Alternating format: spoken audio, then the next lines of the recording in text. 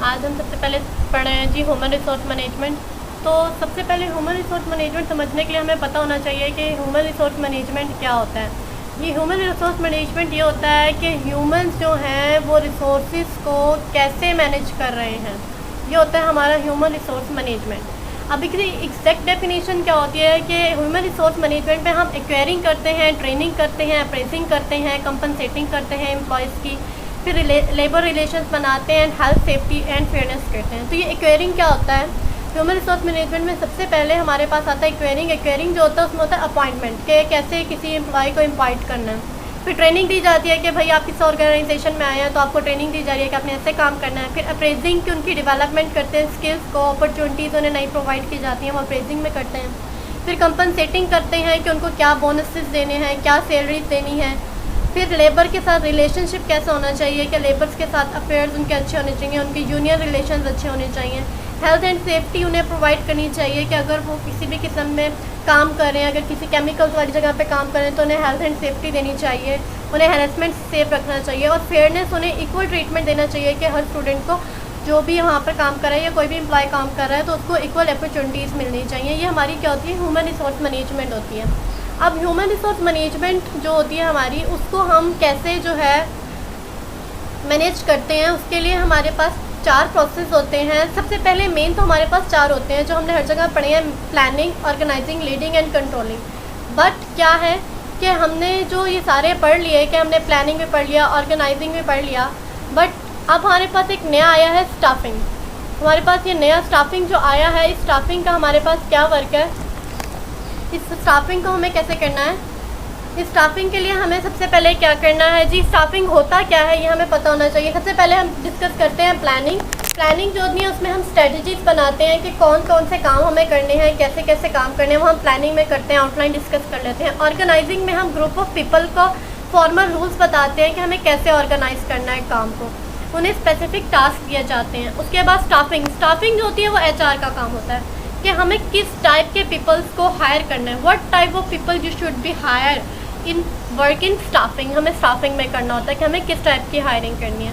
Then leading का सबको पता है लीडिंग क्या होता है। एक मेंटेन करता है मोरल को, मोटिवेट करता है कि भाई कैसे काम करना है आप लोगों ने, कैसे नहीं करना है। कंट्रोलिंग का मतलब क्या होता है? कंट्रोलिंग यही कि हमने जो एक्चुअल हमारे पास टास्क था कि हमें ऐसे परफॉर्म करना है, उसके बाद हमने एक स्टैंडर्ड लेवल उसका सेट कर लिया कि इस लेवल तक जाकर काम होना चाहिए। तो कंट्रोलिंग में हम इंश्योर करते हैं क्या हमारा वो काम हो गया उस लेवल तक जाकर या नहीं हुआ, वो हम किस में करते हैं? हम कंट्रोलिंग में करते हैं कि हमारे पास वो काम हुआ है या नहीं हुआ। ये सब हम अपने कंट्रोलिंग के अंदर जाकर करते हैं कि काम हुआ है या नहीं हुआ।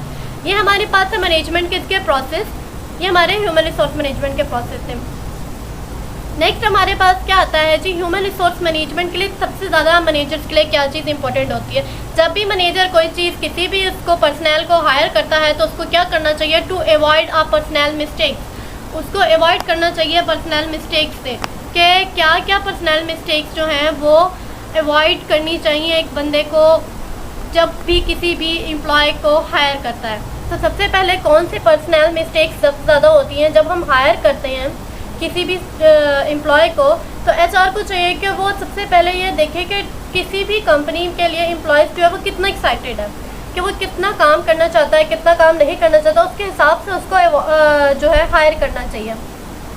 सबसे पहले उसे चाहिए to have your employ not doing their best. अगर एम्प्लॉय अच्छा काम नहीं कर रहा तो उसको टास्क नहीं देना चाहिए वो, क्योंकि हर कंपनी के लिए उसके टास्क बहुत ज़्यादा इंपॉर्टेंट होते हैं।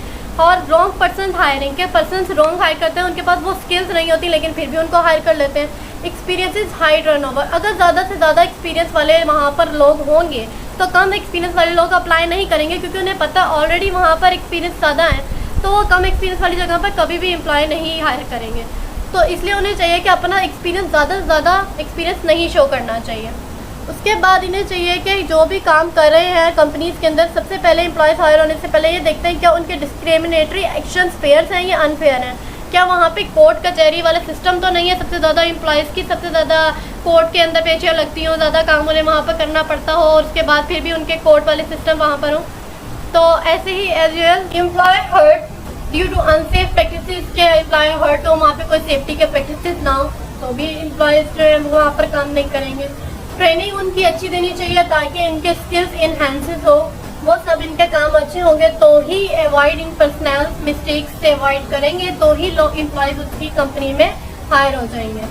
सबसे पहले क्या होता है, मैनेजर्स को क्या चीज़ परफॉर्म करनी चाहिए, उनको जॉब देनी चाहिए, उनकी प्लानिंग करनी चाहिए, उन्हें सिलेक्ट करना चाहिए, उन्हें ट्रेन करना चाहिए, फिर उनकी वेजेस सैलरीज यानी सेट करने चाहिए कि अब उनको इंसेंटिव देना है या नहीं देना है, फिर अप्रेजर्स उन्हें रिवॉर्ड वगैरह देने हैं या नहीं देने हैं। ये सब चीज़ें हमें इसके अंदर करनी चाहिए अवॉइड पर्सनल मिस्टेक में।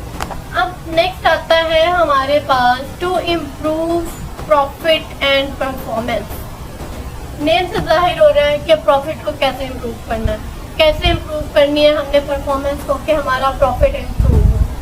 अब हम एक बात करते हैं कि सबसे पहले हमें ये पता होना चाहिए कि जो हम काम किसी भी एम्प्लॉय से ले रहे हैं हमारे पास हायरिंग सही हुई है या नहीं हुई है। एक तरफ हमारे पास हम 100 बात करते हैं कि हमारे पास एक तरफ बिल्कुल राइट मैनेजर है, ब्रिलियंट प्लान है, उनका क्लियर उनका जो गोल है कि उन्हें क्या करना है, क्लियर चार्ट ऑर्गेनाइजेशन है। चार्ट ऑर्गेनाइजेशन भी अभी हम आगे डिस्कस करेंगे वो क्या होता है। तो उन्हें पता है कि चार्ट ऑर्गेनाइजेशन क्या है, लेकिन हम सिंपली ये कि किसको क्या काम किसको देना है, तो ये सब चार्ट ऑर्गेनाइजेशन में आता है। उसके बाद फिर हमें जो है लाइन पता होनी चाहिए कि स्टाफ मैनेजर कौन है, लाइन अथॉरिटी कौन है, और हमें ऐसे काम करने के बाद सब कुछ क्लियर है, सही है, लेकिन हमने बंदा ही गलत हायर कर लिया। हमें पता ही नहीं कि उस बंदे के पास वो स्किल्स हैं या नहीं है जो काम हमने गोल करवाने हैं, तो क्या होगा, हमारी हायरिंग रॉन्ग होगी, ये हमारी मिस्टेक होगी, हम किसी को मोटिवेट नहीं कर पाएंगे, तो हमारा क्या होगा, सिस्टम सारा फेल हो जाएगा। अब दूसरी तरफ हमारे पास क्या है कि हमने क्या किया, अदर हैंड में मैनेजर्स ने उन्होंने एक सक्सेसफुल प्लान नहीं बनाया, एक ऑर्गेनाइजेशन की सारी सिस्टम सेट नहीं था, लेकिन उन्होंने क्या किया, हायरिंग अच्छी की। जिसके पास सारे स्किल्स थे उसे पता था कि ये गोल कैसे होगा, हायरिंग अच्छी थी, सारे स्किल्स थे, उन्हें पता था कि ये सब कैसे होगा। तो ये ह्यूमन रिसोर्स मैनेजमेंट इसलिए इम्पोर्टेंट है ऑल मैनेजर्स के लिए कि उन्हें पता होना चाहिए कि कौन से स्किल्स वाले बंदे को हायर करना है।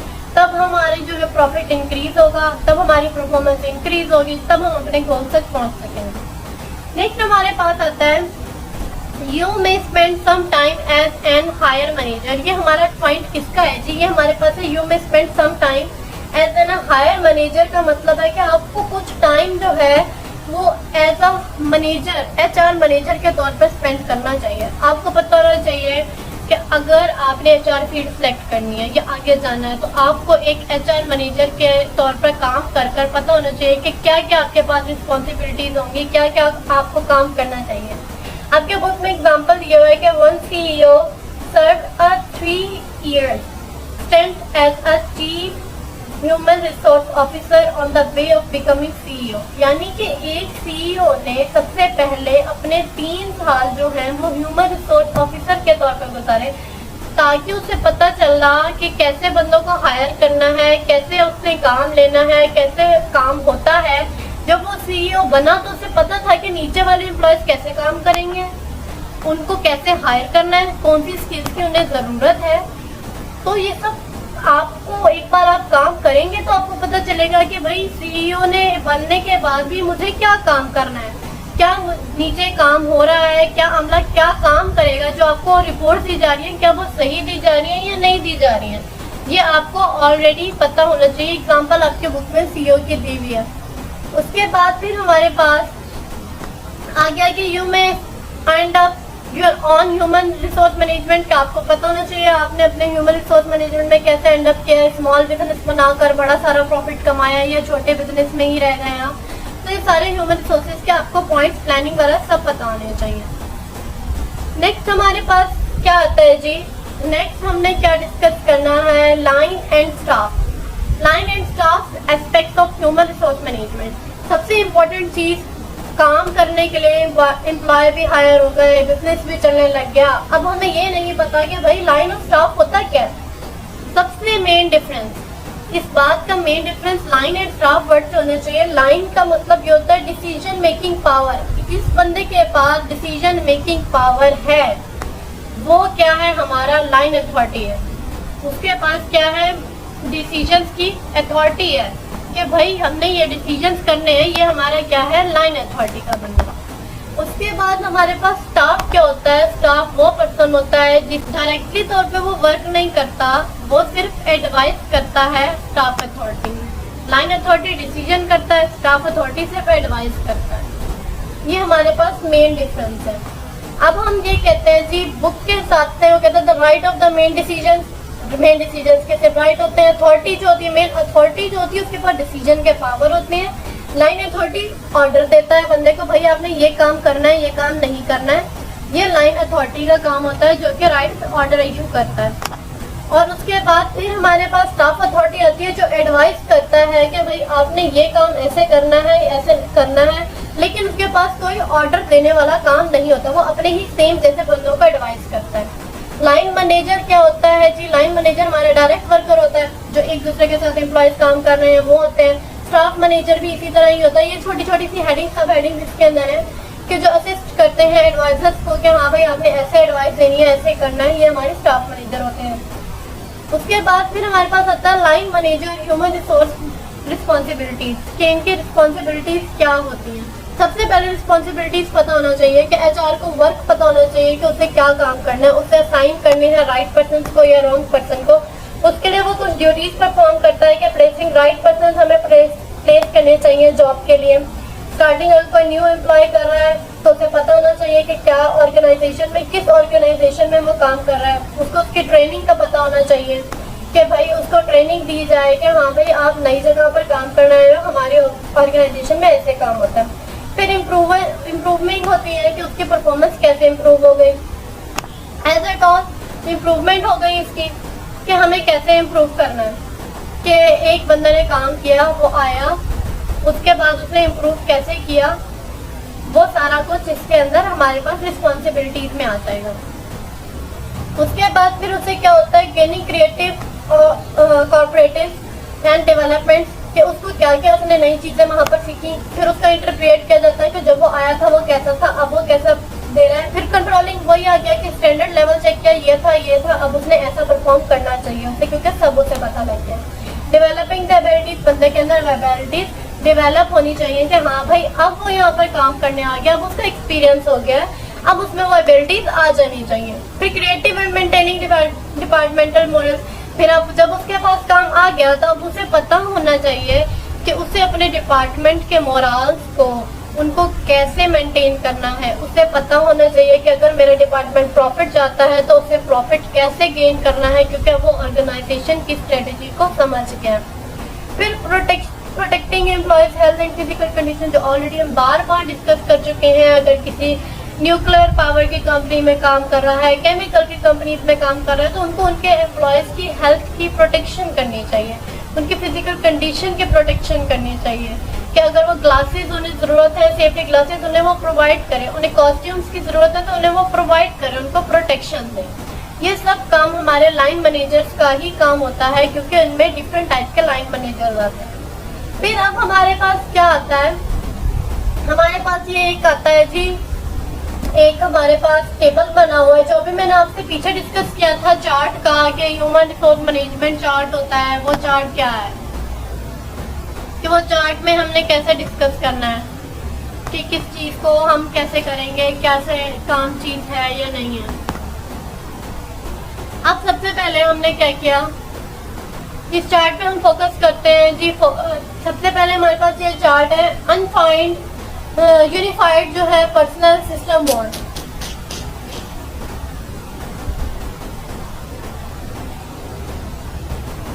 तो सबसे पहले हमारे पास यूनिफाइड पर्सनल सिस्टम बोर्ड है।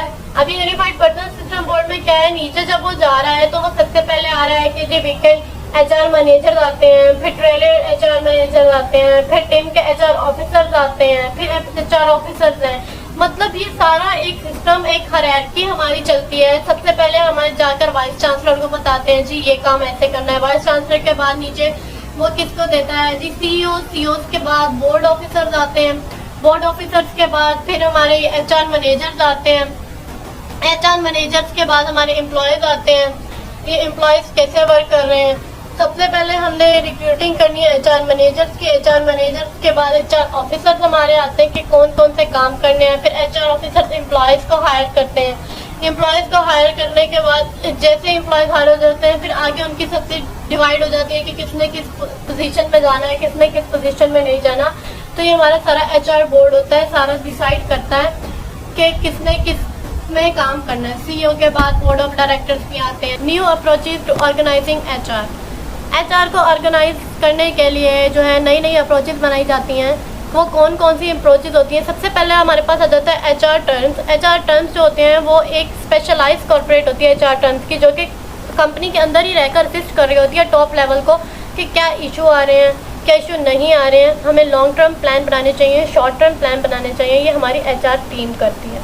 Corporate HR team. अब कॉर्पोरेट एचआर टीम क्या होती है? ये कॉर्पोरेट करती है कि इस लेवल पे ये काम होना चाहिए, ये काम नहीं होना चाहिए। Embedded HR team. Embedded HR team जो होती है ये एक तरीके से हमारी रिलेशनशिप मैनेजमेंट होती है, जो रिलेशनशिप मैनेजर्स के साथ या बिजनेस पार्टनर्स के साथ बनाती है। ये हमारी एम्बेडेड एचआर टर्म्स होते हैं। उसके बाद central two of expertise. Centres of expertise क्या होते हैं? ये वो होते हैं जो बेसिकली स्पेशलाइज होते हैं एचआर कंसल्टेंट में। कुछ फर्म्स जो होती हैं वो अपनी कंपनी के अंदर कंसल्टेंट हायर करती हैं जो उन्हें बताती हैं कि भाई आपको अपनी कंपनीज में ये चीज़ें लानी चाहिए, ये इम्प्रूवमेंट लानी चाहिए, क्योंकि वो उसमें क्या होते हैं? मास्टर्स होते हैं, वो कंसल्टेंट होते हैं। बिजनेस कंसल्टेंट आपने सुना होगा, तो वो यही होते हैं। इसी तरह एचआर कंसल्टेंट भी होते हैं जो प्रोवाइड करते हैं कि हर कंपनी को कैसे काम करना चाहिए। नेक्स्ट हमारे पास आ जाता है trends in human resource management. सबसे पहले क्या ट्रेंड्स, मतलब ह्यूमन रिसोर्स मैनेजमेंट में क्या चीज़ की नई ट्रेंड्स चल रहा है, क्या न्यू है, ये सब हम इसमें डिस्कस करेंगे। सबसे पहले हमारे पास ह्यूमन रिसोर्स मैनेजमेंट में जो ट्रेंड्स हैं वो हमारे पास क्या आता है जी? वर्क फोर्स डेमोग्राफिक ट्रेंड आता है। ट्रेंड इन जॉब, पीपल ढूंढ के पीपल्स को कैसे काम करना चाहिए। टेक्नोलॉजी ट्रेंड है, ग्लोबलाइजेशन एंड इकोनॉमिक ट्रेंड है। अब इन सबको सेपरेट अगर हम इसी में डिस्कस करें तो शॉर्टली इसका ब्रीफली नहीं है, बहुत शॉर्टली है, क्योंकि उसका एक कॉन्सेप्ट आ जाना चाहिए कि work force demographic and diversity trends क्या होता है। वर्क फोर्स डेमोग्राफिक का मतलब क्या होता है? ग्राफिकली मतलब पीछे से, ग्राफिकली मतलब किसी के भी एजेस वगैरह के फैक्टर से जो रिलेटेड होता है वो हमारा क्या होता है? डेमोग्राफिक होता है। अब डेमोग्राफिक एंड डाइवर्सिटी ट्रेंड के मतलब डाइवर्सिटी के अंदर चेंजेस कैसे आ रही हैं, बंदे को क्या क्या चीज़ें चेंज कर रही हैं। अब डाइवर्सिटी ट्रेंड में क्या है? ट्रेंड टू जॉब, जॉब के हिसाब से ट्रेंड आ जाता है। अब जॉब में ट्रेंड क्या है? शिफ्ट वाइज जॉब होती है लोगों की, मतलब फर्स्टली उन्होंने शिफ्ट वाइज जॉब करा। सबसे पहले उन्होंने फर्स्ट टाइम जॉब किया, फिर सेकंड टाइम जॉब किया, मतलब जैसे शिफ्टिंग की जॉब होती है, इवनिंग मॉर्निंग हो गई, इवनिंग की हो गई। ये हमारी ट्रेंड होती है जॉब पीपल के, लोगों को किस टाइप की जॉब करनी चाहिए। शिफ्टिंग बेस पे जॉब जो होती है हमारी फैकल्टी की वो होती है ट्रेंडिंग बेस पे। फिर आता है इसी के अंदर ट्रेंड में एक और ट्रेंड आजकल बहुत चल रहा है। वो ट्रेंड कौन सा चल रहा है हमारे पास? वो चल रहा है हमारे पास अब वर्क पे वर्क आ गया, डिमांड पर, यानी कि जो आप काम कर रहे हैं वो आपको डिमांड के तौर पर हायर करते हैं। क्या कर रहे हैं? आपको डिमांड के तौर पर हायर कर रहे हैं कि आपको कैसे करना है। ऑन डिमांडिंग वर्कर, फर्स्ट हमारे पास क्या आ गया? शिफ्टिंग वर्कर आ गया। सेकंड हमारे पास क्या आ गया? डिमांड वर्कर आ गया। अब जैसे ऊबर हो गया, अब वर्क हो गया, ये अपने एम्प्लॉयज़ को जो है वर्कर्स को परमानेंट हायर नहीं करते, बस डिमांड पे हायर करते हैं कि इनकी ज़रूरत है, इनको इस चीज़ के लिए लाइक अ कॉन्ट्रैक्ट के तौर पे हायर कर लिया। जैसे फ्रीलांसर्स हैं, गिग वर्कर करते हैं, कॉन्ट्रैक्ट के तौर पर कर लिया उन्होंने। इसी तरह और बहुत सारे हैं कि उनको बता दिया जी आपको ऊबर वाले जो हैं वो पर मंथ 1000 रुपये चार्जेस करते हैं। बस कॉन्ट्रैक्ट पे है कि 1 महीना आपके साथ काम करेंगे, अगर आपने अच्छा परफॉर्म किया तो हम नेक्स्ट मंथ भी देखेंगे। तो ये डिमांड पर हायरिंग होती है। ये आपको पता है कि फ्रीलांसिंग में कैसे होता है, डिमांड वो हायर करता है, जी हमारा ये काम कर दो, ये हम आपको इसके पेमेंट देंगे। ये हमारी आजकल बहुत ज़्यादा ट्रेंडिंग पर है। और इसी के अंदर हमारे पास आ जाता है ह्यूमन कैपिटल, ये भी हाई टेक टेक्नोलॉजी है। ये 3 चीज़ें हमारी डेमोग्राफिक में आ जाती हैं। उसके बाद फिर हमारे पास आ जाएगा जी नेक्स्ट ग्लोबलाइजेशन ट्रेंड। ग्लोबलाइजेशन नाम से जाहिर हो रहा है, ग्लोबल मतलब ऑल ओवर द वर्ल्ड, यानी जो चीज़ का ट्रेंड पूरी दुनिया में चल रहा है वो हमारा क्या होगा? ग्लोबलाइजेशन वर्क होगा। मसलन अगर हमारी कंट्री में टोयोटा कोई चीज़ बिल्ड कर रही है, टोयोटा कोई चीज़ बना रही है, मैन्युफैक्चर कर रही है टोयोटा, अब वो क्या कर रहा है कि वो बाहर से कुछ पार्ट्स मंगवा रहा है और मैन्युफैक्चर यहीं पर कर रहा है, लेकिन टैग का है बाहर के मुल्क का लग गया। उसके बाद उसको बाहर के मुल्क जो वो पार्ट्स मंगवा रहा है उसको बहुत सारे बैरियर्स आ रहे हैं, नेफ्टा टेफ्टा, ये सब बैरियर्स होते हैं। ये सारे हमारे बैरियर्स होते हैं जो कि हम बाहर से कुछ चीज़ें मंगवाते हैं, टैरिफ वगैरह जो लगते हैं सब हमारे ग्लोबलाइजेशन ट्रेंडिंग के लिए लगते हैं, क्योंकि ग्लोबलाइजेशन चीज़ों से मंगवा रहे होते हैं। अब हमें ग्लोबलाइजेशन करते हुए ये बात हमेशा याद रखनी चाहिए कंपटीशन करते हुए कि वर्ल्ड क्लास प्रेशर क्या है। मतलब अगर हम कोई चीज़ बाहर से मंगवा रहे हैं, वो चीज़ हमें उतनी अपनी कंट्री के अंदर पड़ रही है महंगी, कि अगर हम अपने कंट्री में वो चीज़ बना रहे हैं, पता चले वो हमारी कंट्री के अंदर ज़्यादा सस्ती पड़ रही है, लेकिन हम उसे बाहर से इम्पोर्ट कर रहे हैं, तो वो हमें महंगी पड़ सकती है। तो ये ग्लोबलाइजेशन ट्रेंड हमें पता चलना चाहिए कि क्या चल रहा है। नेक्स्ट हमारे पास है इकोनॉमिक ट्रेंड। इसमें ग्लोबलाइजेशन सपोर्ट करता है हमारी ग्रोइंग ग्लोबल इकोनॉमी को, कि हमारी ग्रोइंग कैसे हो रही है ग्लोबल इकोनॉमी, ये हमारा सबसे ज़्यादा हेल्प कौन करता है, हमारी ग्लोबलाइजेशन करती है। अब हमें अपने मुल्क की ग्रोइंग के लिए, उसकी इकोनॉमी को ग्रो के लिए हमें हमारी मुल्क की जीडीपी पता होनी चाहिए। जीडीपी क्या होती है ये आप लोगों को पता होना चाहिए। जीडीपी क्या होती है, कल सर्च करके आप लोगों ने कमेंट में बताना है कि जीडीपी क्या होती है। तो हमारी यहाँ पे बुक में मेंशन 2018 में हमारी जीडीपी 4.0 थी। अब आपने बतानी है कि इस ईयर हमारी जीडीपी क्या है। नेक्स्ट हमारे पास क्या आ जाता है टेक्नोलॉजी ट्रेंडिंग के बाद, हमने आगे टेक्नोलॉजी ट्रेंडिंग। नेक्स्ट हमारा है जी टेक्नोलॉजी ट्रेंडिंग। मतलब आजकल हर कोई अवेयर है टेक्नोलॉजी क्या होती है। टेक्नोलॉजी ट्रेंडिंग हमारी क्या होती है, सबसे ज़्यादा मेन फोकस इस टेक्नोलॉजी ट्रेंडिंग में 6 मेन टाइप पे फोकस किया गया। सबसे पहले सोशल मीडिया। आजकल हर कोई बच्चा जिसके हाथ में देखो मोबाइल है, सुबह से लेकर शाम तक बैठा हुआ और क्या यूज़ कर रहा है, सोशल मीडिया। सोशल मीडिया क्या है, फेसबुक यूज़ कर रहा है, इंस्टा यूज़ कर रहा है, ट्विटर यूज़ कर रहा है, बहुत सारी ऐप्स हैं, 1000 ऐप्स आ गई हैं। स्नैपचैट, एक तो स्नैपचैट, ये नई चीज़ें आ गई हैं ट्रेंडिंग सोशल मीडिया पे जो लोग यूज़ कर रहे हैं। ये सोशल मीडिया ने सबको एक ऐसा ट्रेंड बना दिया है कि ये पूरे ग्लोबल तौर पर फेमस हो गया। अब कोई भी चीज़, अगर कोई भी चीज़ बनानी है सोशल मीडिया के ऊपर सबसे पहले अपलोड हुई होगी कि जी ये चीज़ हमारी नहीं आ रही है, या यहाँ पे हमने बंदे को हायर करना है, ये हमारा सोशल मीडिया में आ जाता है। अब कोई भी पोस्ट है कि भाई फलानी जगह पर जॉब निकली हुई है, उस जॉब का सबसे पहले पोस्ट कहाँ पर होगा, फेसबुक पे पोस्ट डाल दिया, कंपनी वालों ने इंस्टा पे पोस्ट डाल दिया, क्योंकि उन्हें पता है कि आजकल की यूथ किस पे ज़्यादा जो है वो इनरोल्ड है, सोशल मीडिया पे इनरोल्ड है। उन्हें ये नहीं पता होगा कि हमारे इर्द गिर्द क्या चल रहा है, उन्हें ये पता होगा सोशल मीडिया पे आज ये ट्रेंडिंग बना हुआ है, क्योंकि हमारी यूथ सबसे ज़्यादा इन्वॉल्व ही सोशल मीडिया पर है। नेक्स्ट फिर क्या करते हैं, अब उन्होंने सबसे पहले जॉब डाल दी, 80% लोग वहाँ पर सोशल मीडिया पर होते हैं जॉब पोस्ट देखने के लिए। उसके बाद फिर आती है मोबाइल एप्लीकेशन। मोबाइल एप्लीकेशन में भी ऐसे हैं, मोबाइल एप्लीकेशन के अंदर लोग नई नई मोबाइल एप्लीकेशन डाउनलोड करते हैं, उनको ऐड भी शो होते हैं, उनकी लोकेशंस भी शो होती हैं। जब मोबाइल एप्लीकेशन पे आपकी लोकेशन शो होगी तो आपके इर्द गिर्द जो भी नई जॉब निकली होगी वो आपको पॉपअप होगी कि जी यहाँ पर आपके इर्द गिर्द नई जॉब निकली है। क्योंकि आजकल हमारे मुल्क में आधे से ज़्यादा लोग बेरोज़गार हैं, सारे सोशल मीडिया पर फिर रहे हैं लेकिन जॉब कोई नहीं कर रहा। तो इधर उधर की जॉब्स देखने के लिए ये चीज़ बहुत ज़्यादा इंपॉर्टेंट है कि पता होना चाहिए ट्रेंडिंग में ये चीज़ें यहाँ पर हमें जॉब मिलेंगी। फिर आ जाती हैं हमारी इसी मोबाइल एप्लीकेशन के साथ ही वेबसाइट भी आ जाती है कि वेबसाइट बहुत सारी कंपनीज ने अपनी बनाई हुई होती हैं कि जी हमारी वेबसाइट पे जाएं, विज़िट करें, आपको नई नई जॉब्स मिलेंगी कि आपको कौन कौन सी हमारी नई जॉब्स निकलेंगी। फिर आ जाता है क्लाउड कंप्यूटिंग। क्लाउड कंप्यूटिंग क्या होता है, हमारा क्लाउड कंप्यूटिंग जो होती है ये टीम गोल अटेनमेंट होती है कि एक टीम ने क्या क्या गोल करने हमारे क्लाउड कंप्यूटिंग में आ जाते हैं। फिर आ जाते हैं डाटा एनालिसिस में, यानी स्टैटिकल टेक्नोलॉजी तौर पर डाटा को एनालिसिस करना। यानी किस तरह से डाटा एनालिसिस होते हैं, मैथमेटिकल फार्मूलाज लगते हैं, लॉगरिथम के फार्मूलाज लगते हैं, स्टैटिकल फार्मूलाज लगते हैं। ये आप लोग पढ़ चुके होंगे स्टैटिक्स वगैरह में कौन से फार्मूला लगते हैं। अगर नहीं पढ़ा तो आप आगे पढ़ लेंगे स्टैटिक्स में कौन कौन से फार्मूला लगते हैं। ये डाटा एनालिसिस के लिए होता है। फिर हमारे पास सबसे इंपॉर्टेंट चीज़ इसमें आ जाती है आर्टिफिशियल इंटेलिजेंस। आर्टिफिशियल, हर किसी को जासूस बनने का बहुत शौक होता है, तो हमें आर्टिफिशियल इंटेलिजेंस का पता होना चाहिए क्या होती है। आर्टिफिशियल इंटेलिजेंस जो होती है ना, ये ह्यूमन लाइक वर्क करते हैं कि किस जगह पे कौन सा डाटा ट्रांसफ़र हो रहा है, क्या डाटा ट्रांसफ़र हो रहा है, उसकी स्कैनिंग करना, कस्टमर की एड्रेसिंग मालूम करना, उसका डाटा रिकॉर्ड करना, ये सारे सक्सेसफुल काम कौन करता है, हमारी आर्टिफिशियल इंटेलिजेंस करती है। फिर आता है ऑग्यूमेंटेड रियलिटी। ऑग्यूमेंटेड रियलिटी ये एक ह्यूज अमाउंट का डाटा होता है जिसको हमें समराइज़ करना होता है, उसको फिजिकल वर्ड तौर पे इमेजेस उसकी देखनी होती है, उसकी इमेज के पूरी दुनिया में उसकी क्या इमेज है, ये हमारा ऑग्यूमेंटेड रियलिटी होता है। ये मतलब बड़े डाटा को, हमें ह्यूज डाटा को डिजिटलाइज समराइज़ करना, ये हमारा ऑग्यूमेंटेड रियलिटी है। नेक्स्ट हम डिस्कस क्या करने वाले हैं, नेक्स्ट हमारे पास स्ट्रैटेजी, हमारे पास है क्विक समरी। एक क्विक समरी हम सबसे पहले लेते हैं कि हमने क्या क्या पढ़ा। हमने जी सबसे पहले ट्रेंड्स देख लिए कि ट्रेंड्स क्या थे। ट्रेंड्स में हमने बहुत सारे ट्रेंड्स पढ़े हैं कि जी हमारे trends economic, global, workforce, technological, ये सब हम डिस्कस कर चुके हैं। फिर एम्प्लॉयज़ हमारे फोकस ह्यूमन कैपिटल पे करते हैं, वो हम पढ़ चुके हैं। डिस्ट्रीब्यूटेड HR पढ़ चुके हैं। उसके बाद फिर हम फोकस एम्प्लॉयज़ की परफॉर्मेंस को भी देख चुके हैं। डिस्ट्रीब्यूटेड HR हमने पढ़ा कि क्या होता है। उसके अंदर हमने दो चीज़ों को डिस्कस किया, HR मैनेजर्स को, लाइन मैनेजर्स को। लाइन मैनेजर्स कौन से होते हैं जो डिसीजंस लेते हैं और ऑर्डर्स देते हैं, ये हमने डिस्कस किया। उसके बाद फिर हमने किस पे फोकस किया, हमारा हर पूरी चीज़ों का फोकस क्या था।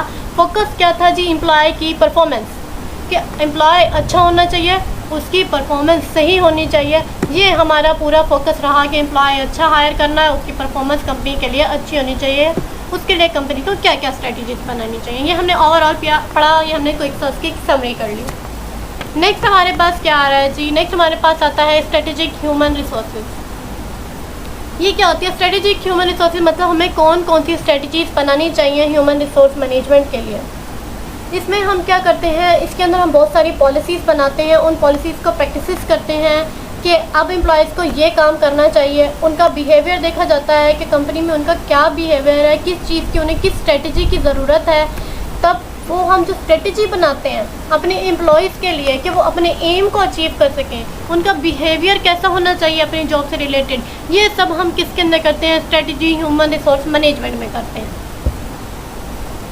नेक्स्ट हमारे पास क्या आ रहा है जी, नेक्स्ट है HR and evidence based management. HR की एविडेंस बेस्ड मैनेजमेंट क्या होती है।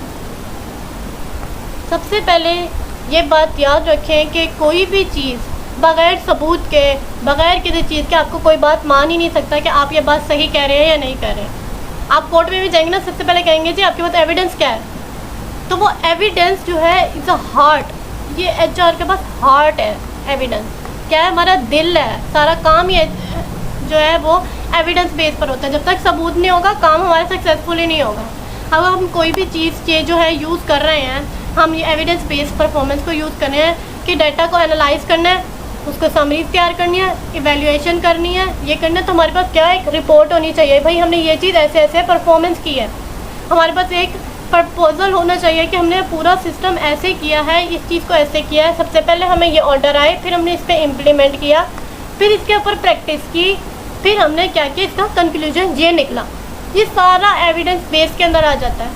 हमें फिर उसके हम एक्चुअल मेजरमेंट करते हैं, वही कि हमें देखना पड़ता है कि पहले इसका हमने ये था, हमने स्टैंडर्ड ये सेट किया और फिर इस स्टैंडर्ड पे काम हुआ है या नहीं हुआ। ये हमारा किस में आ जाएगा, एविडेंस बेस पर करने आ जाएगा।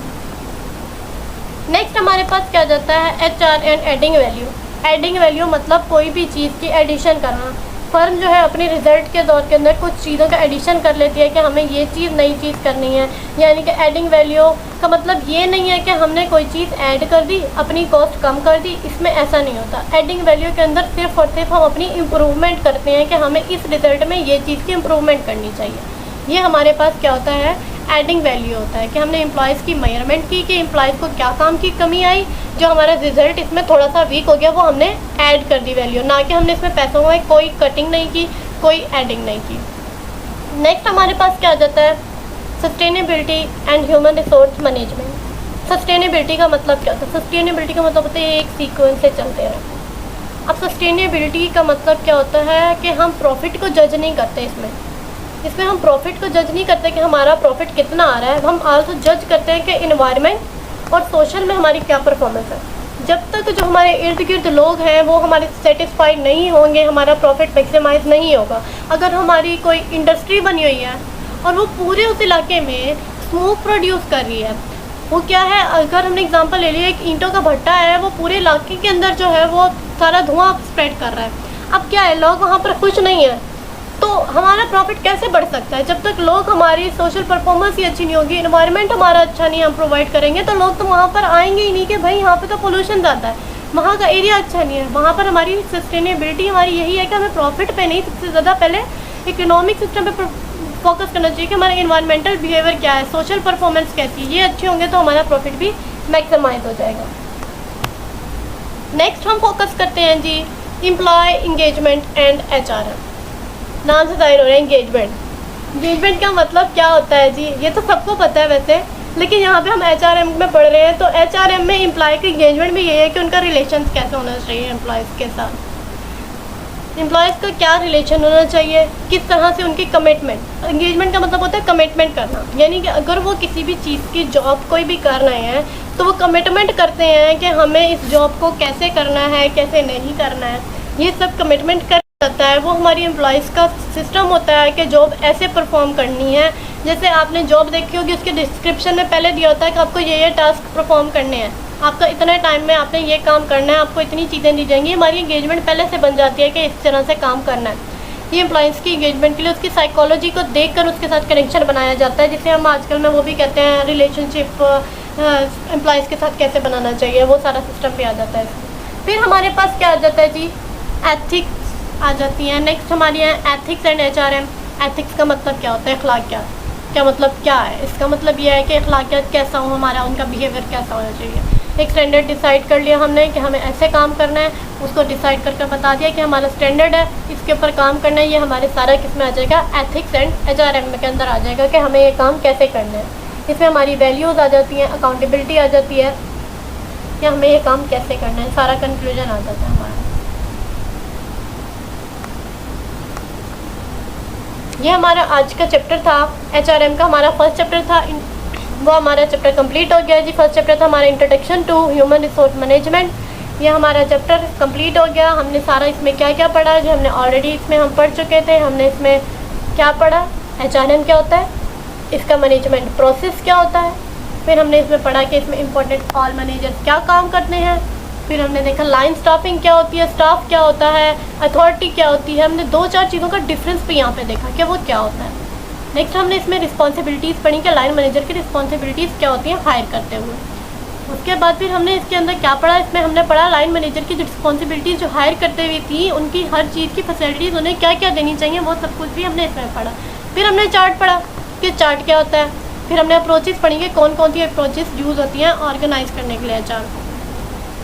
जो आजकल न्यू अप्रोचेज़ हैं, जो आजकल ट्रेंड पे हैं, ट्रेंड की चीज़ें हमने देख ली जी, कौन कौन सी होती हैं ट्रेंड ह्यूमन रिसोर्स में। वर्कफोर्स पढ़ लिया, ट्रेंड पढ़ लिया, ग्लोबलाइजेशन पढ़ लिया, इकोनॉमिक्स से पढ़ लिया, टेक्नोलॉजी ट्रेंड्स पढ़ लिया। बहुत सारे ट्रेंड्स हैं, टेक्नोलॉजी ट्रेंड्स इंपॉर्टेंट ट्रेंड्स हैं, तो इस पर भी फोकस करना चाहिए, वर्कफोर्स पे भी फोकस करना चाहिए।